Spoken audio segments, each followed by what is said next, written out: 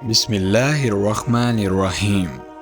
Mister same voice کے ناظرین، امید کرتا ہوں کہ آپ سب خیریت سے ہوں گے۔ ایک دن مسجد کے سامنے ایک کونے پر ایک بھکاری بیٹھا ہوا تھا جو بھیک مانگ رہا تھا۔ بابا اندھا تھا، اس لیے لوگ اس پر ترس کھا کر اس کو کچھ نہ کچھ دیتے جا رہے تھے۔ بابے کی کشکول میں کچھ پیسے جمع ہو گئے تھے۔ اتنے میں وہاں سے کچھ نوجوان امیر زادے آئے اور بابے کو بہت ہی حقارت سے دیکھنے لگے اور کہنے لگے، بابے کیوں اندھے ہونے کے ناٹک کر رہے ہو؟ یہ لو 5 روپے کا سکہ۔ بے ادب حارث نے سکہ اچھالتے ہوئے کہا۔ بابے کو لڑکے کی بات ناگوار گزری اور اس نے کہا، میں ناٹک نہیں کرتا، میں تو صرف بھیک مانگ رہا ہوں۔ بوڑھا ہوں، اندھا بھی ہوں، دنیا میں میرا کوئی نہیں ہے، پر تو ناٹک کرتا ہے اپنے مذہب ہونے کا۔ تیرا ابا تیرے پیار میں جھوٹی تعریف کرتا ہے، تیرا باپ ایک کاروباری آدمی ہے، تم لوگوں کا کپڑے کا کاروبار ہے اور تم 4 بہن بھائی ہو۔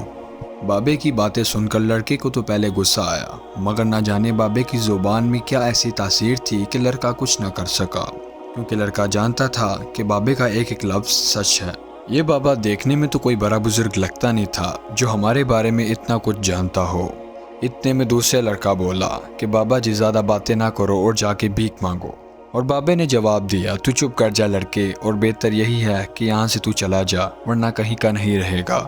میں جانتا ہوں تیرا باپ ملک سے باہر ہے اور تجھ پر باہر کی کمائی کا نشہ ہے۔ اور یہ سن کر دوسرے لڑکے کا بھی منہ کھلے کا کھلا رہ گیا، یار یہ بابا تو ہمارے بارے میں سب کچھ جانتا ہے۔ لڑکے نے آہستہ سے اپنے دوستوں کو کہا۔ بابا جی نے یہ سن لیا اور کہا کہ میں تمہارے خاندان کے بارے میں بھی سب کچھ جانتا ہوں۔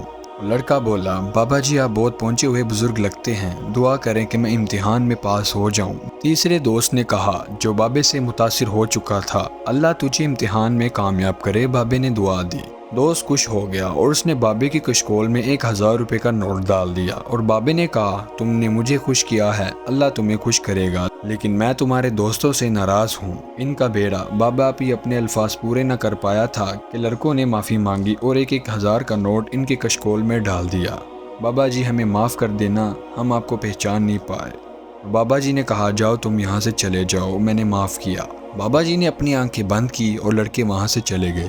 تھوڑی دیر بعد بابے کے پاس ایک کار آ کر رکی۔ بابا کار میں سوار ہو گیا۔ کار میں بیٹھتے ہی بابے نے نکلی داڑھی اتاری اور اپنے پیسے گنے جو تقریباً 5000 تھے۔ کار میں موجود اپنے دوستوں سے کہا، اپنا یہ کام اچھا ہے، پہلے لوگوں کے بارے میں معلومات حاصل کرو، پھر ان کو سب بتا کر متاثر کرو۔ وہ سمجھتے ہیں کہ ہم بہت پہنچے ہوئے بابے ہیں اور ہمیں سب علم ہے، اور اس طرح وہ ہماری مٹھی میں آ جاتے ہیں۔ تھوڑی محنت زیادہ ہے مگر آمدنی اچھی ہوتی ہے۔ کار میں موجود تمام نقلی بابے یہ سن کر ہنسنے لگے۔ اور اس کہانی سے ہمیں یہ سبق ملتا ہے کہ ہمیں کسی کی گھسی پٹی باتوں پہ نہیں یقین کرنا چاہیے، اس سے تو ہم خود تو لٹتے ہیں اور دوسروں کو بھی لٹا بیٹھتے ہیں۔ ہمیں صرف اللہ اور اس کے رسول پر یقین کرنا چاہیے۔